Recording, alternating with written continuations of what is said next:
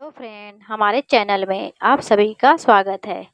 गोपी और भगवान श्री कृष्ण की कार्तिक लीला की कथा। वृंदावन की पावन भूमि पर कार्तिक मास का आगमन हुआ। चारों ओर हरियाली थी। यमुना का जल चांदनी में चमक रहा था और हवा में एक मधुर सुगंध घुली हुई थी। उसी समय नंदगांव की गोपियां कार्तिक मास का विशेष व्रत कर रही थी। वे प्रतिदिन ब्रह्म मुहूर्त में उठती, यमुना में स्नान करती और माता पार्वती की पूजा करती। हे देवी, हमें श्री कृष्ण जैसे पतिव्रत प्रेमी पति प्राप्त हो। गोपियों के हृदय में श्री कृष्ण के प्रति अनन्य प्रेम था। वे केवल रूप या सौंदर्य की नहीं, बल्कि उस दिव्य माधुर्य की आराधना करती थी जो ब्रह्म का साक्षात्कार स्वरूप था। उनका प्रेम सांसारिक नहीं, बल्कि आत्मा का प्रेम था, जिसमें वियोग भी भक्ति बन जाता है और मिलन मोक्ष का अनुभव।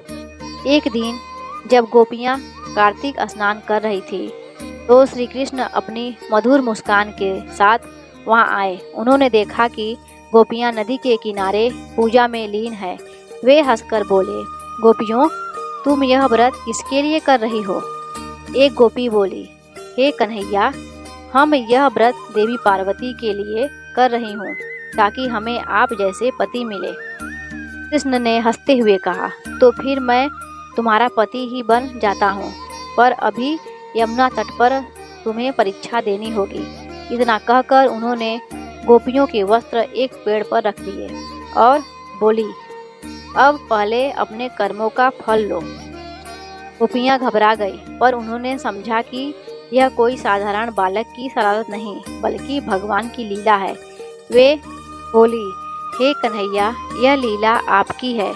भगवान प्रसन्न हुए और बोले, गोपियों, तुम्हें जो कार्तिक मास में श्रद्धा से व्रत किया है, वह अब सफल हुआ है। मैं तुम्हारे प्रेम से अत्यंत प्रसन्न हूँ। जो भक्त कार्तिक मास में स्नान, पूजन और भक्ति करता है, उसे मैं स्वयं अपना स्नेह प्रदान करता हूँ। फिर श्री कृष्ण ने उनके वस्त्र लौटा दिए और कहा, तुम्हारा यह भक्ति मार्ग अब संसार के लिए उदाहरण बनेगा। जैसे तुमने व्रत से मुझे पाया, वैसे ही कोई भी भक्त सच्चे भाव से कार्तिक मास में मेरी आराधना करेगा तो मैं उसके हृदय में प्रकट होऊंगा।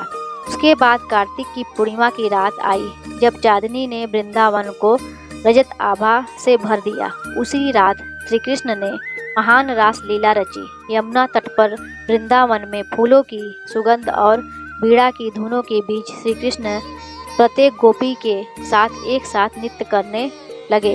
हर गोपी को लगा, कृष्ण केवल मेरे साथ है। वह रास केवल नृत्य नहीं था, वह आत्मा और परमात्मा के मिलन का प्रतीक था।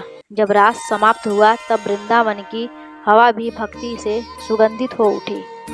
कार्तिक मास की यह गोपी लीला हमें सिखाती है कि जब प्रेम निष्काम और निर्मल होता है, तब वह ईश्वर तक पहुंच जाता है। गोपियों ने शरीर से नहीं, आत्मा से प्रेम किया, इसलिए उन्हें भगवान स्वयं प्राप्त हुए। हरे कृष्णा, राधे राधे।